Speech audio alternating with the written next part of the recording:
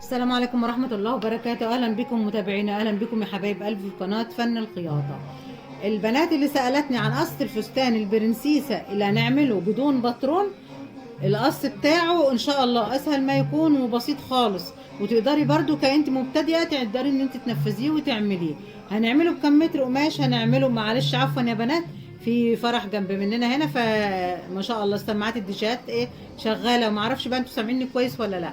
اتمنى ان يكون الصوت واضح بالنسبه لكم. القماش اللي هنحتاجه في الفستان هنعمله ب 3 متر قماش. 3 متر قماش هنقصهم ازاي؟ هنبتدي ان احنا ناخد طول الفستان معانا بيكون في حدود المتر ونص، متر ونص، يعني ال 3 متر متطبقين طبقتين، البورسل على البورسل. ده الطول اللي انا محتاجاه، المتر ونص. العرض معايا 150 سنتي، هطبق العرض معايا ال 150 على ال 150. تمام، يبقى كده انا معايا 150 متطبقين طبقتين. هرجع ان انا اخد من عرضهم كام علشان اعمل البورسل على البورسل يا بنات. طب لو انا معايا طول الموديل او صاحبة الحاجة ازيد من 150، هشوف الخامة بتاعتي الاول قبل ما اقص. الخامة بتاعتي لكرة، في لكرة بتكون بالعرض يا بنات وفي لكرة بتكون بطول البورسل. فشوفي الخامة معاكي العرض بتاع اللكرة بتاعتها ناحية فين واشتغلي بيها. يعني شوفيها المغطى بتاعتها بورسل كده مع البورسل، او الناحيه التانية. لو هي ناحيه البورسل بالشكل ده، بتطبقي البورسل نفسه بتخليه في العرض، ما بتخليش في الطول. لو المغطى بتاعتها تمام كده، ما بنخليش المغطى طوليه. في كل الحالات بنخلي المغطى تكون معانا بالعرض، علشان خاطر ان تكون حاجه معاكي في الشغل ايه مستريحه، وانت بتخيطي برضو كمان كده ما تبتديش انها تفك منك في الخياطه. يبقى احنا هنعمل بالبورسل بتاعنا على حسب المغطى بتاعت اللتره بتاعتنا، هنخليها في العرض مش في الطول. هطبق زي ما قلت لكم كده. طب انا هحتاج من العرض بتاع ال 150 سم ده، هحتاج كام يا بنات؟ هحتاج لحد 110. 110 يديني فستان من تحت واسع جدا، مش عرض ال 110، لا ال 110 لسه هيتقسموا تاني. هنطبق القماش وهنعمل تاني، بحيث ان احنا ال 110 ده تحت هيدينا كتير قوي، مش هيدينا 110 تحت. ال 110 ده الصافي اللي انا هاخده علشان اطلع الكمام بتاعتي في ال 40 سم اللي فاضلين معايا من القماش. يبقى انا هشيل من القماش كام؟ هشيل من القماش بتاعي ال 40 سم من العرض، تمام، وابتدي ان انا اقص في ال 110. ال 110 هطبقهم على بعضهم بالشكل ده. هيكون معايا كده العرض الصافي كام؟ هيكون معايا العرض في متطبق 4 تطبيقات 55. 55 في 4 طبقات. هطبق القماش بتاعي كمان مره، ماشي كده بقى 4 تطبيقات اهو. بس المره ديت مش هطبقها كده بالايه بالطول زي ما هي، لا انا هطبق طول وعرض، رجل وايد ورجل. ايد ورجل هعمل كام؟ هعمل اتساع يا بنات، اكبر اتساع معايا من الجزء اللي فوق من هنا كده، اللي هو دوران الصدر. دوران الصدر معايا، اللهم صل على سيدنا محمد. كده انا ممكن اعمل الفستان بتاعي وصلتين 2 بس، الظهر سليم والامام فيه الزراير وخلاص. طب لو انا عايزه الفستان بتاعي نظام قصات، هنعمل برضو تاني نظام القصات. هنطبق كده كام؟ احنا مطبقين كده اللهم صل على سيدنا محمد، هنعملها عباره عن شرايح شرايح. هنرجع نقص اللي ورا تاني ونرجع نقص اللي قدام تاني، بس هنخلف القص ونرجعهم تاني ايه زي ما بعض كانوا مع بعضهم. يبقى هنحط زي ما قلنا كده العرض 150، العرض 110 عفوا، متطبق كده بالشكل ده، ايد ورجل زي ما قلت لكم كده. من فوق من هنا كده ربع دوران الصدر معايا، مثلا نقول الصدر 110، الصدر 110 او واحد 120 بالكتير. 110 110 زائد 5 خياطات، يبقى دي ايه 5 من هنا و5 من هنا، 5 خياطات 110 عفوا على الربع ال 110 اللي هو 27 و5 كمان، يبقى ده وصلنا ل 32 ونص. يبقى 32 ونص ده من بعد ايه نزول الكتف من فوق من هنا كده لحد اللي هو السقوط بتاع الجور. ابتدي ان انا اقيس في العرض هنا كده ال 35 سم ل 32 سم. وصلت معايا لل 32 سم كده، يبقى ابتدي ان انا اقص. وبرده تحت نفس الحكايه، بحيث ان انا تحت يكون زي فوق. برجع اطبق القماشه دي كده على بعضها كده بالشكل ده تاني، اتاكد ان الاثنين دول قد بعض، الاثنين الضيقين دول زي بعضهم، عشان القص يكون زي بعضه كله.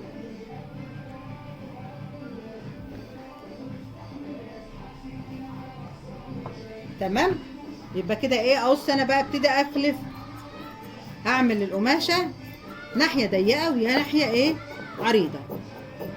دي قصه البرنسيسه يا بنات.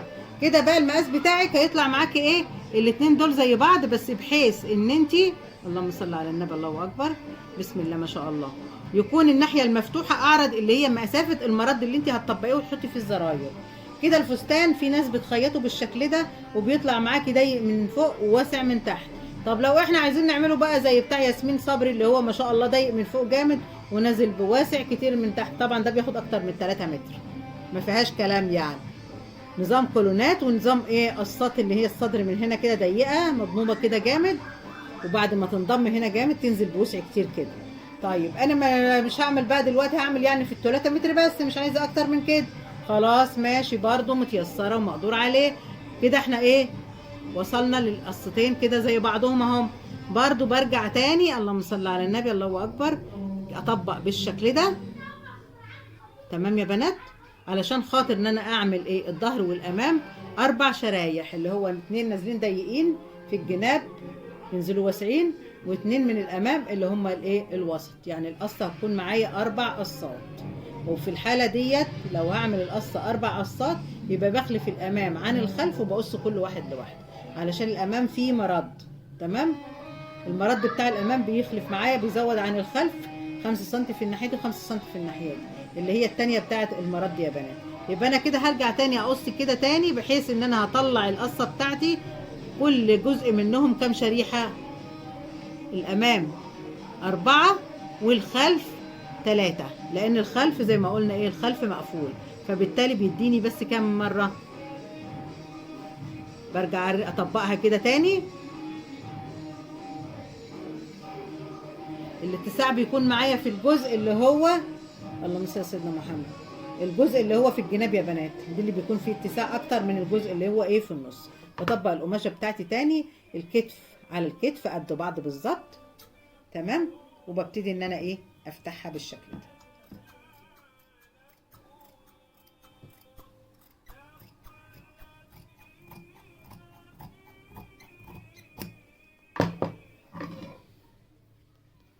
ده الظهر بتاع الفستان بالشكل ده.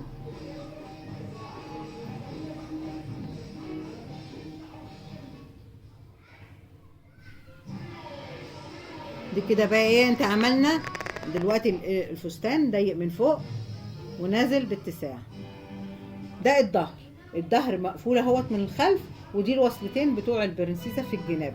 باخد علامات عند البنس، بنزل من عند الكتف من فوق 22، ومن عند الوسط من تحت من هنا كده مسافه قيمه البسه اللي انا هعمل لها 22 سم. دي في الظهر. طبعا باخد ايه حردة الكتف من فوق مع السقوط اللي هو دوران الرقبة، اللي هو الميل بتاع الكتف كمان دوران الكتف. دي في الظهر لوحده، وفي طبعا دوران الرقبة في القطعة اللي في النص، الميل بتاع الكتف في القطعتين اللي هما في الجنب، اللي عفوا الميل بتاع الكتف وحردة الجور بتاع الكتف. اعملها في الظهر لوحدها، والامام بتكون لوحدها، لان الامام مفتوح من الامام. بناخد قيمة المرد اللي هو ال5 سنتي، ده الامام. المرد بتاعنا 5 سنتي هنا كده لوحدهم متطبقين بالشكل ده. وارجع اقص القماشة بتاعتي برضو شريحتين زي ما عملنا ايه في الظهر. بس تاخدي بالك وانت بتقصي الشريحتين بتوع الامام، تعملي حسابك ان قيمة المرد هيكون معاكي الزيادة بتاعت المرد في الجزء اللي هو في النص، اللي هو الجزء اللي هيكون مفتوح، ده اللي هيكون فيه المرد بتاعنا. واعمل برضو زي ما عملت في هنا حردة الجور دوران الرقبة طبعا في الامام 8 في 8، في مع تانية المرد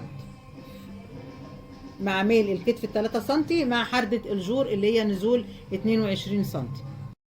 في الحالة دي بقى احنا زي ما قلنا خدنا الفستان 120 ولا 110 سنتي من القماش في العرض، فاضل معانا من ال3 متر اللي هو ايه الشريحة اللي طالعة من طول القماش كله 3 متر. دي اللي هعمل منها الكمام بتاعتي، هعمل منها الحزام. طبعا الكم لو هنا هعمله بف مع البرنسيسة، الكم هعمله في 70 عشان اعمل بف كبير. الكم العادي في ال65 الاستك، في البف هعمله 70 بحيث ان انا ايه اعمل بف كبير. طب البف ال5 سنتي فوق زيادة، 5 سنتي زيادة في الكم، معناها ان انا بنزل بحردة الجور بتاعت دوران الكم دوران البط، بنزل زيادة 5 سنتي، بعملها 14 سنتي، لا هعملها 18 19 سنتي، اللي هي الايه الحردة بتاعت الكم يا بنات، دوران الكم بالشكل ده.